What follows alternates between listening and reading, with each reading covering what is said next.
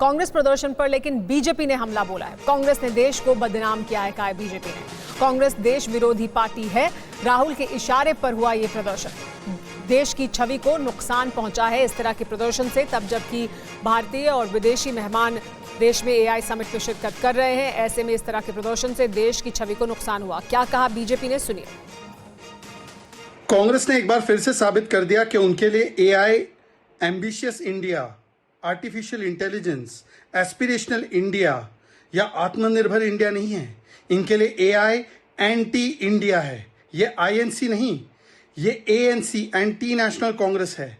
AI summit की पूरी दुनिया में वाहवाही हो रही है। प्रेसिडेंट मैक्रॉन से लेकर यूनाइटेड नेशन सेक्रेटरी जनरल तक, टेक कंपनीज के टॉप हॉन्चोस तक, सैम ऑल्टमैन से लेकर सुंदर पिचाई तक, सब।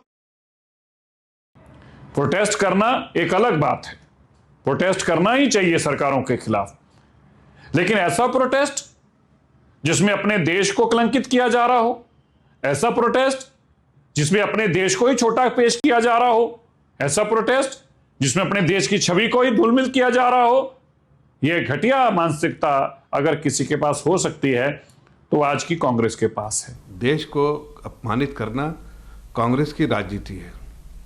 देश उनके लिए सर्वोपरि नहीं बल्कि 10 जनपद सर्वोपरि है। इसलिए 10 जनपद की जो मानसिकता है वो आज पूरे देश को कहीं ना कहीं एम्बैरेस कर रही है।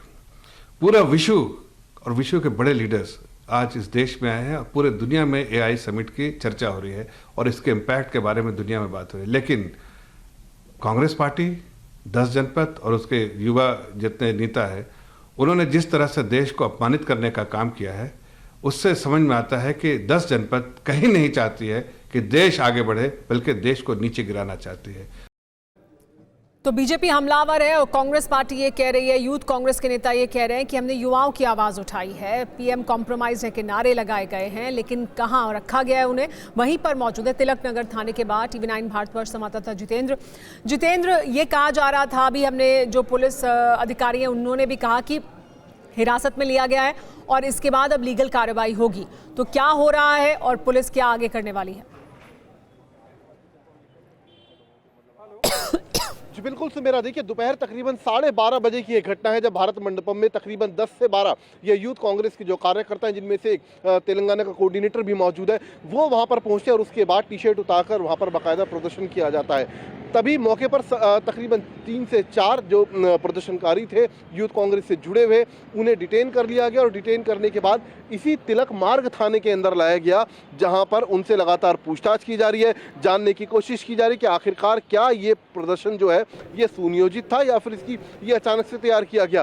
क्योंकि जो QR कोड जिन्हें स्कैन करके एंट्री की गई है, साफ तौर पर उससे जाहिर होता है कि तैयारी तकरीबन 10 से 15 दिन पहले की थी और इसी नीयत के साथ QR कोड हासिल किए गए थे और आज दोपहर तकरीबन 12:30 बजे उन्हीं QR कोड का इस्तेमाल करके, उन्हीं पासिस का इस्तेमाल करके ये तमाम जो यूथ कांग्रेस के कार्यकर्ता हैं भारत मंडपम। जितेंद्र, आमतौर पर राजनीतिक विरोध प्रदर्शन होता है तो उसके बाद हिरासत में लिया जाता है, कुछ घंटे बैठाया जाता है, फिर छोड़ दिया जाता है। क्या इस मामले में इससे इतर कोई कार्रवाई होगी?